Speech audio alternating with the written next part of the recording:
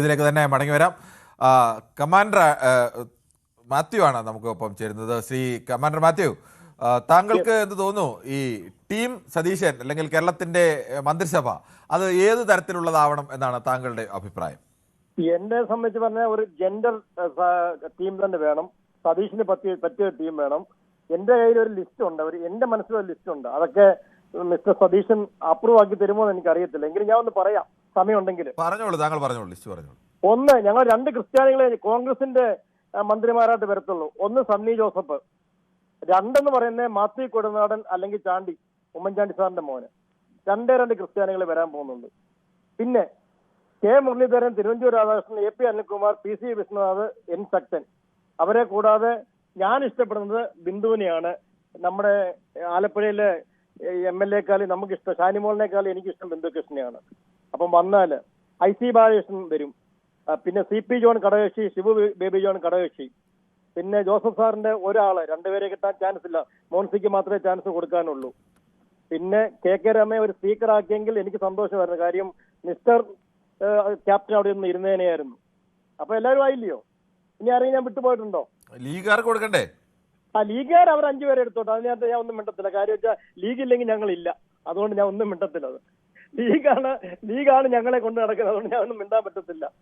5 seat ലീഗിനാ, അവർ 5 എടുത്തോട്ട്. 4 ആയിരുന്നു, 5 ആക്കിയിട്ടുണ്ട്. പിന്നെ ഒരു കാര്യം ഞാൻ വ്യക്തമായിട്ട് പറയാം, എന്റെ leader Shri Ramesh Chennithala home minister ആയില്ലെങ്കിൽ ഒരു കാര്യം വളരെ വ്യക്തമാണ്, ക്യാബിനറ്റ് റാങ്കോട് കൂടി പുള്ളി BJP-യിൽ ഒരു മന്ത്രിയായിരിക്കും, ഒരു സംശയം വേണ്ട. അത് കൊള്ളാമല്ലോ.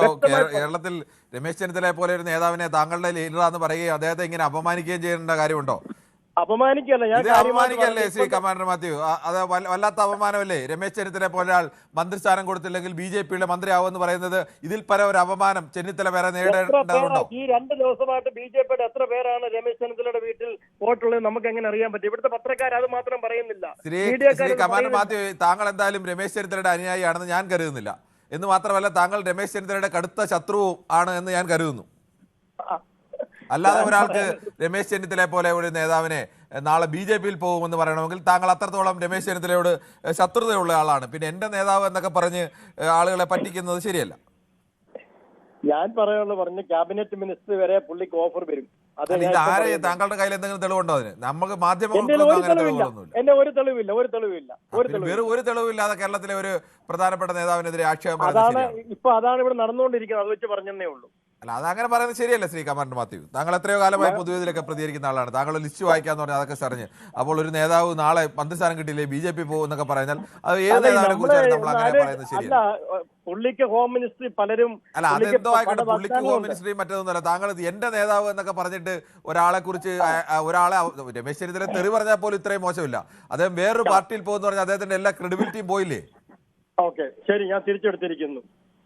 ശരി, നമ്മളെപ്പോഴും രാഷ്ട്രീയമായ ആക്ഷേപങ്ങൾ ഉന്നയിക്കാം, ഒരാൾക്കെതിരെ പരാതികൾ പറയാം, ആരോപണങ്ങളൊക്കെ പറയാം. പക്ഷെ അതിനൊരു മാന്യതയുടെ എപ്പോഴും നമ്മളത് കാത്തുസൂക്ഷിക്കണം.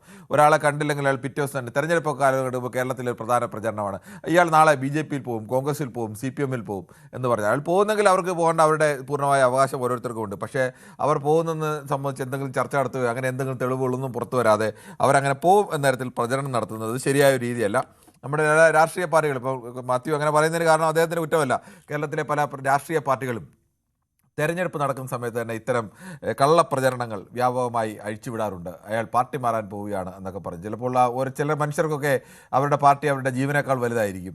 അങ്ങനെയുള്ള മനുഷ്യരായിരിക്കും അവർ. നാളെ അവരങ്ങനെയുള്ള മനുഷ്യർ, അധികാരത്തിന് വേണ്ടി നിൽക്കുന്ന ആളുകൾ ചിലപ്പോൾ പാർട്ടി മാറിയേക്കാം. പക്ഷേ ഈ അവരവരുടെ ജീവനെ പോലെ കാണുന്ന ഒരു പാർട്ടിയാണെങ്കിൽ ചിലപ്പോൾ ആ പാർട്ടി പ്രവർത്തിക്കാതെ മാറി നിന്നേക്കാം. പക്ഷേ അവർ മറ്റൊരു പാർട്ടിയിലേക്ക് അല്ലെങ്കിൽ എതിരാശയമുള്ളൊരു പാർട്ടിയിലേക്ക് അത്തരം മനുഷ്യർ പോകില്ല. പോകുന്ന മനുഷ്യർ അധികാരത്തിന് വേണ്ടി പോകുന്നവരുണ്ട്. അതല്ല, എൻ്റെ പാർട്ടിയല്ല ശരി, അതിൻ്റെ തെറ്റ് തിരിച്ചറിഞ്ഞ് ചിലപ്പോൾ മറ്റൊരു പാർട്ടിയുടെ ആശയങ്ങളാണ് ശരി തിരിച്ചറിഞ്ഞ് പോകുന്നവരും ഒക്കെ ഉണ്ട്. എന്നാലും നമുക്ക് അതിനകത്ത് ഏതെങ്കിലും നമ്മുടെ കയ്യിൽ തെളിവില്ലാതെ അത്ര ഒരു ആരോപണം ഉന്നയിക്കുന്നത് ശരിയല്ല എന്നുള്ളതാണ് നിലപാട്. ശ്രീദാസനാണ് കണ്ണൂരിൽ നിന്ന്. ശ്രീദാസൻ, താങ്കൾക്ക് എന്താണ് ഒരു ആഗ്രഹം? VD സതീശനെ പോലെ പുതിയ തലമുറയോട് ചേർന്ന് നിൽക്കുന്ന ഒരാൾ മുഖ്യമന്ത്രി സ്ഥാനത്തേക്ക് എത്തുന്നു. അപ്പോൾ മന്ത്രിമാരായി ഏത് തരത്തിലുള്ള ആളുകൾ എത്തണം?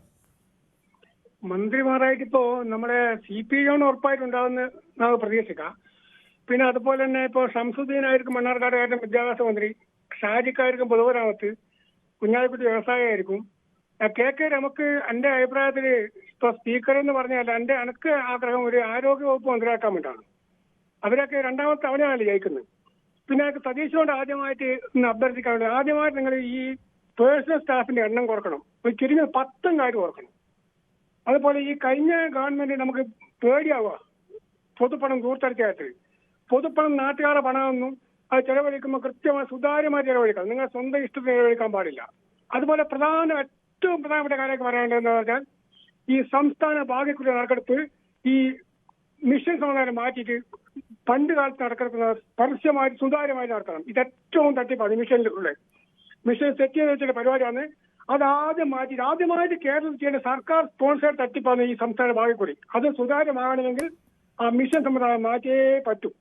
പണ്ട് കാലത്ത് നടക്കുന്ന 5, 6, 7 ആൾക്കാർ ഈ ബസ്സിൽ നിൽക്കാൻ വേണ്ടി അവിടെ ഇരിക്കുന്നല്ലോ. അവരുടെ മുമ്പിൽ ഓരോ ബോർഡ് വെക്കുക, അതിനകത്ത് നമ്പർ ഇട്ട് പെട്ടി വെക്കുക, ഓരോരുത്തർക്ക് 1, 2, 3 എന്ന് പറയുമ്പോൾ ഇടത്തിന് വലത്തോട്ടോ വലത്തിന് അടുത്തോട്ടോ ഓരോ നമ്പർ എടുത്ത് മേശപ്പുറത്തോ കുറച്ച് സമയം പിടിക്കുന്നേ ഉള്ളൂ. സുതാര്യമായിട്ട് ജനങ്ങളെ പൈസ കാര്യമാകുന്ന പരിപാടി. ഇത് ഇപ്പം 1000, 100, 200, 500 ഇത് മാത്രമാണ് ഇപ്പോൾ എല്ലാ സ്ഥലത്തും അടിക്കുന്നത്.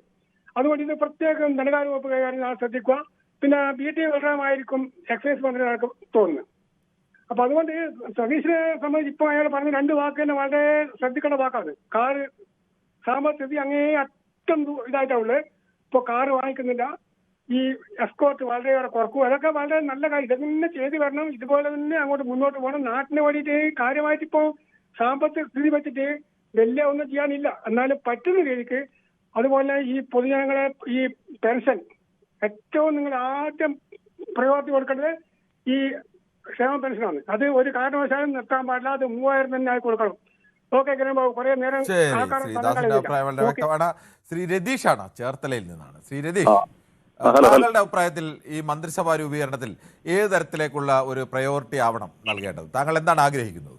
സാറേ, ഞാനിപ്പോ മന്ത്രിസഭാ രൂപീകരണം മാത്രമല്ല ഞാൻ പറയാൻ ഉദ്ദേശിച്ചിട്ടുള്ള കാര്യം. ഞാൻ അതിനെക്കുറിച്ചൊന്നും ഇതാകുന്നില്ല. കാരണം അവരുടെ കോൺഗ്രസ്സുകാര് ഭരണത്തിൽ അല്ലെങ്കിൽ അവരെ തെരഞ്ഞെടുത്തു. അവർ വലിയ വിവാദങ്ങൾക്ക് ശേഷം ഇപ്പോൾ മുഖ്യമന്ത്രിയെ തെരഞ്ഞെടുത്തു. നമ്മുടെ സതീശൻ സാറ് മുഖ്യമന്ത്രിയാകാനുള്ള ഒരു പ്രധാന കാരണം എന്ന് വെക്കുന്നത് തന്നെ അദ്ദേഹം ജാതി മത ചിന്തകൾക്ക് അപ്പുറമായിട്ട് എല്ലാവരെയും ഒരുപോലെ പരിഗണിച്ചു.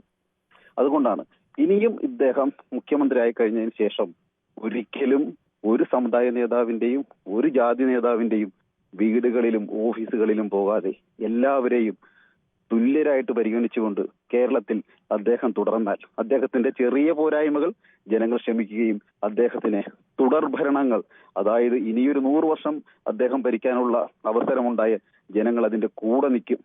ബാക്കി കാര്യങ്ങൾ കേരളത്തിന്റെ സമ്പദ് വ്യവസ്ഥ അനുസരിച്ച് ജനങ്ങൾക്ക് ഇതെല്ലാം മനസ്സിലാകുന്ന ഒരു കാലഘട്ടമാണ്. അദ്ദേഹം പോവുക.